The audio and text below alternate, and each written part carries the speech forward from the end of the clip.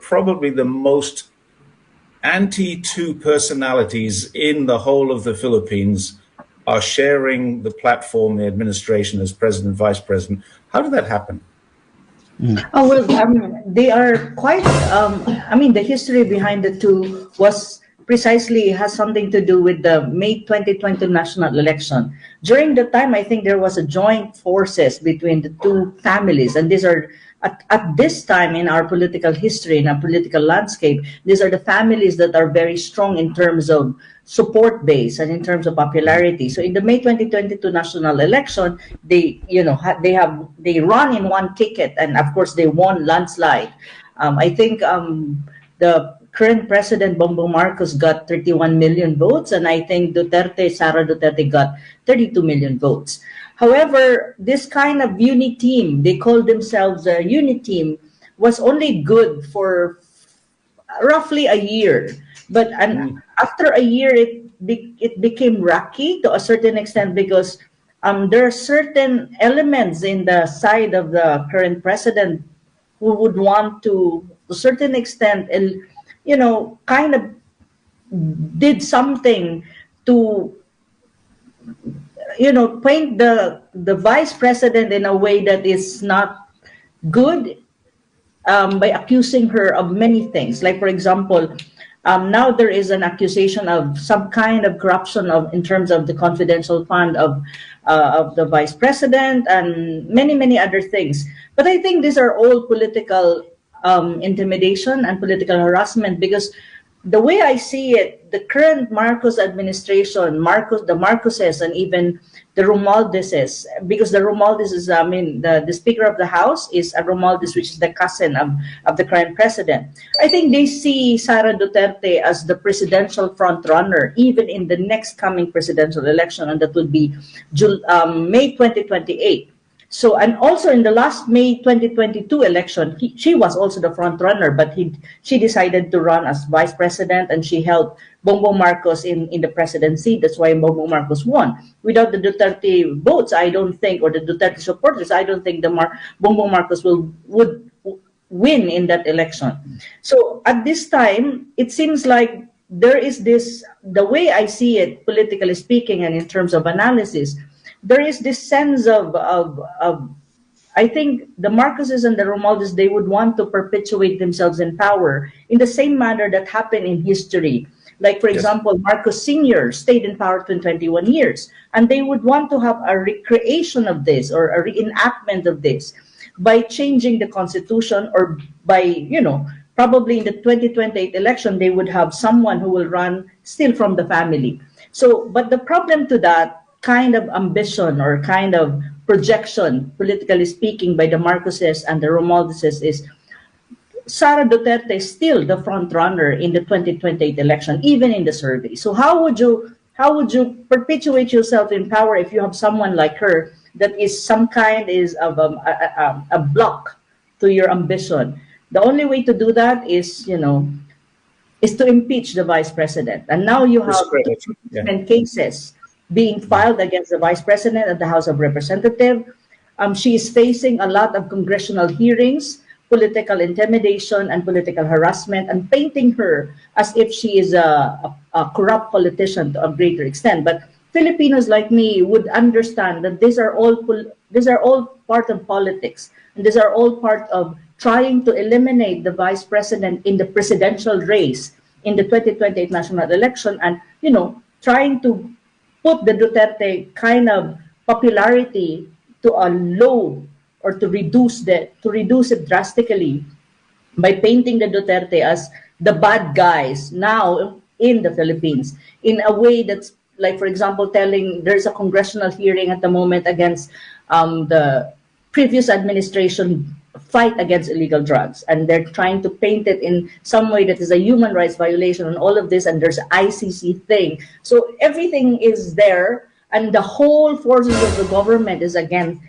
like they're pushing to the wall the current vice president, Sara Duterte. So that's pretty much the situation, but in terms of political dynamics in my country.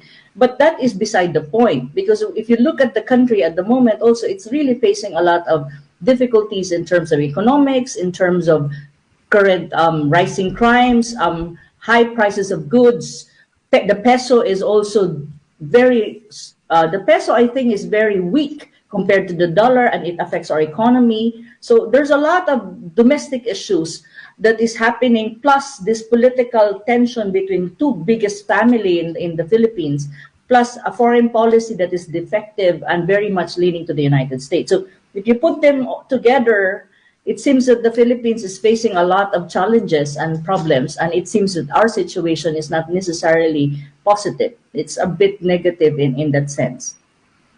It is very interesting to me to see this ticket of Duterte and Marcos going together. I remember in a podcast that you did with geopolitical trends just a few days ago with Dr. David Ulala, you mentioned that she was much more popular than Marcos. So my question was, who were the other candidates that actually required them to go together? I mean, who were they against, and did they win by a landslide? Why was there a need for them to join forces? That's basically my question. Was the competition that fierce?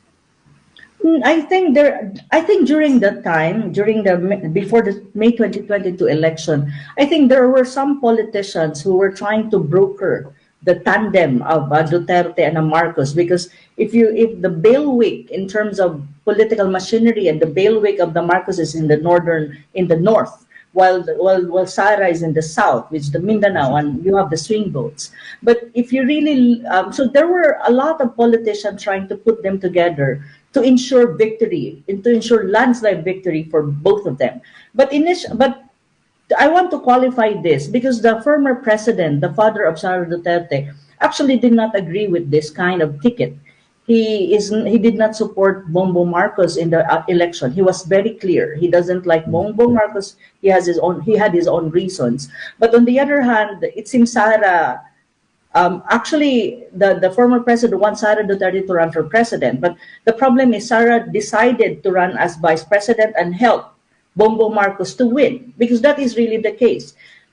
She was courted by the sister of Bongbong Marcos, who I think is her friend, that, we need your help. We need you for Bongbong Marcos to win. And I think in the mind of Sara Duterte, this is just my analysis, is probably she accepted that kind of agreement and kind of unity, quote unquote, because probably she was thinking that whatever her father have started, it will be pursued by the Marcos administration if Bongbong Marcos win. Like, for example, an independent foreign policy, the Build projects, the infrastructure development project that was started by her father, Rodrigo Duterte, that, because I'm the vice president, you're my president, we can talk this out, and probably you will pursue and everything that my father have started, something to that effect. But what happened was the reverse. Nothing really happened.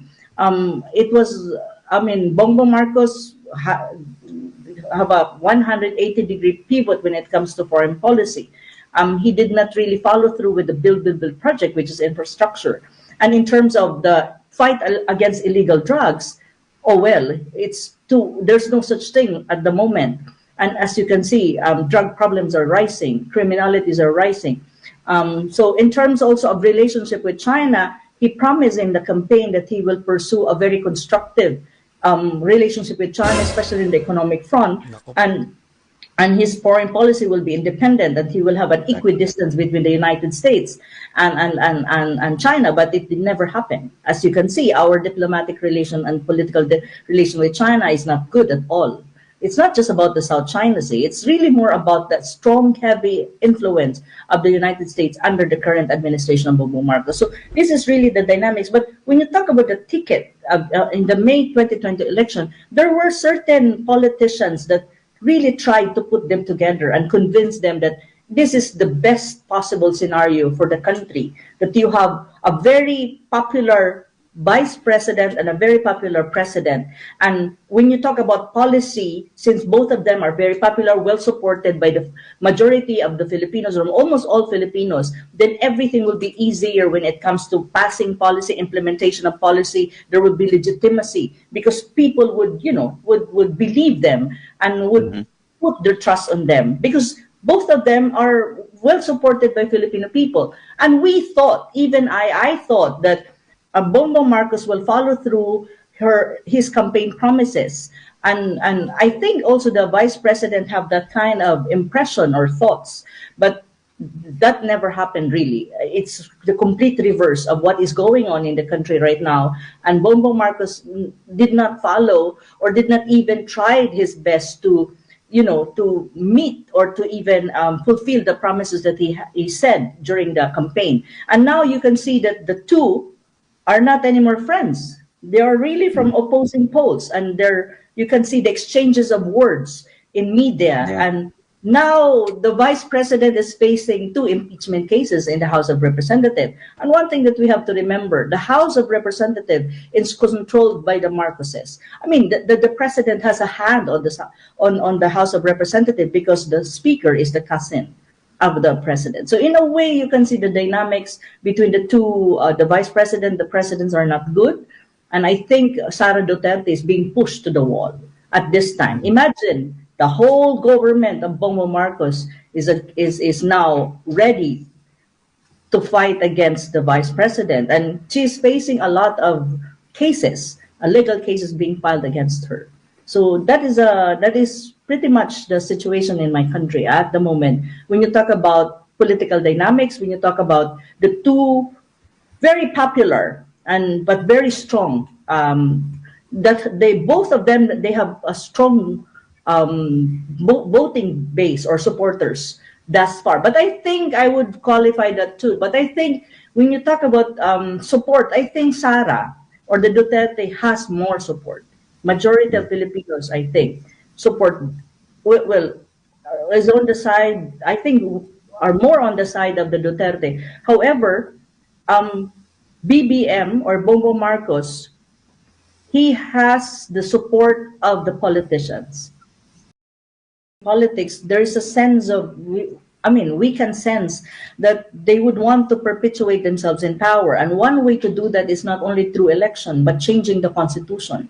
There are moves right now in our House of Representatives, and it has been there for the longest time, that they would want to change the constitution from a presidential to a parliamentary form of government. And we know that in a parliamentary, the prime minister is not necessarily directly elected by the people, only the parliament, the members of parliament. So that is one move that they're thinking at the moment, that before the end term of Bongbong Marcos, they will be able to change the constitution. And one thing that you have to remember, in terms of numbers, they have the numbers in the House of Representatives.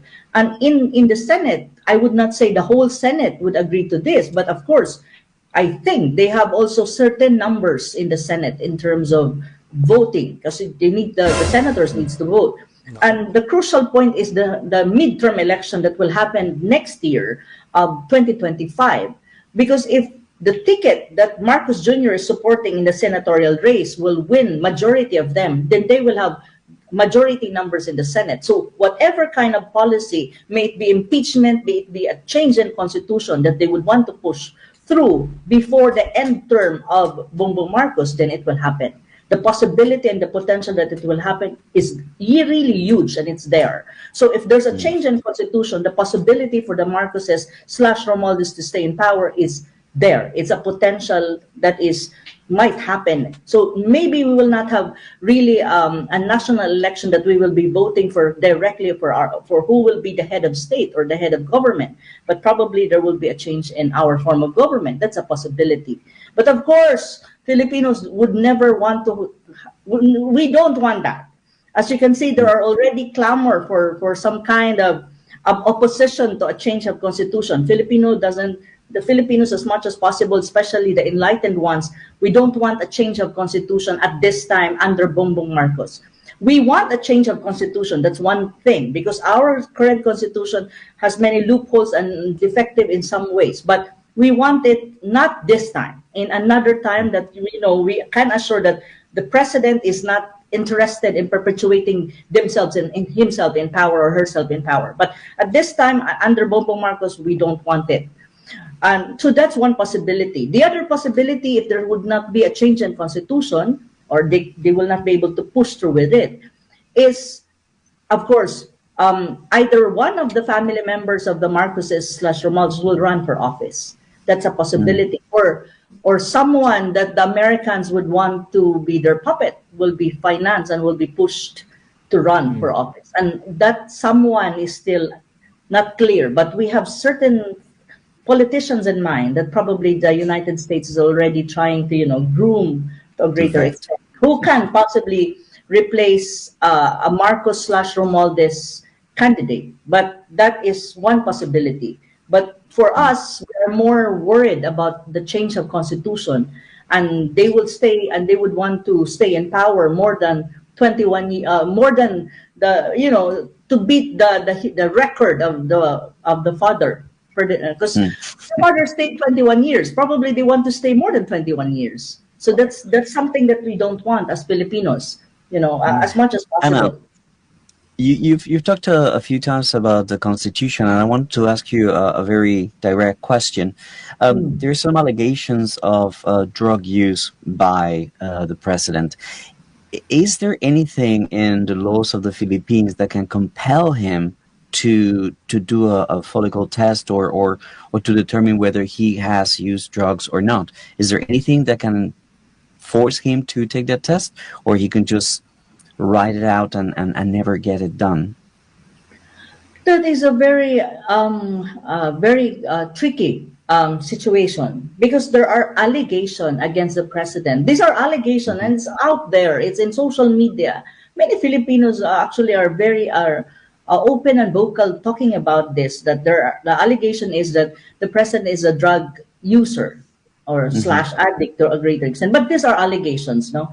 So, but some people would say that it's true. Some people would say that it's not. But at the end of the day, this is also a problem in terms of the moral ascendancy and integrity of the presidency, of the office of the president, and of the president. So actually, there's a call for him to take a drug test to put a stop to this issue first and foremost, and for people to focus on what is important, and that is governance and taking care of, taking care of whatever kind of governmental function that he needs to attend to. Because right now, Filipino are focusing on this kind of personal issue. That's a personal issue as far as I'm concerned. However, the president is not taking it seriously, and I don't know why.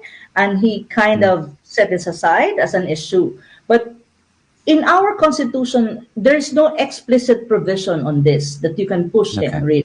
There's none explicit. However, it's an issue of public trust, and it's an issue of health of the president, because drug use may be an allegation. It's still related to health, and it's related to mental, the mental health of a person. And it's an issue of public trust. And in this too, there are provisions in the Constitution that, you should not deceive the public. You should, honor the trust given to you by the public. However, even we have those things, we have those provisions in our Constitution.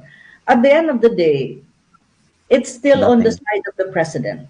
How he's gonna, address this kind of allegation. But at the moment, it seems that he just set it aside as if it does not exist, and he laughed about it. But people like me, it's not a laughing matter. I'm not saying that it's true, but what I'm saying is these are allegations that needs to be settled and needs to be addressed by a sitting president, because it taints the office of the president. It's not just about him. It's about the presidency. It's the office of the president that is now tainted because of this allegation, and the public trust that we have for that office. So that is the matter, that's the issue. And even in my column in last Saturday, I'm saying that the president should take this seriously and, do a drug test. It's not hard to do a drug test. You just go and, it's a hair follicle test, and that's it. Maybe in 1 hour, you have the test and show it to the public. Make it public. So what's wrong with that? Anyone, even I, if you ask me for a drug test, I'll do that anytime. But the problem do that because you haven't taken drugs. Well, probably. Well, I don't. Definitely no. No, do I. I'm quite happy. You can take some of mine too. Can't Anytime, take much of Fernando's though. So that's All that's right. the question of many people, even of Filipinos, ordinary. Why is it hard for him to do it when it's not a rocket science? It's a procedure that you can do it in 1 hour and you have the result, and you just have to publicize the result, and that's it. Everything's settled. But he seems It's not. not to. It's only settled if he's not taking drugs. Exactly. It is very easy, but he's making it difficult for a reason. Wag. Wag. Wag. Wag. Wag. Wag. Huwag mong subukan. Masisira ang buhay mo.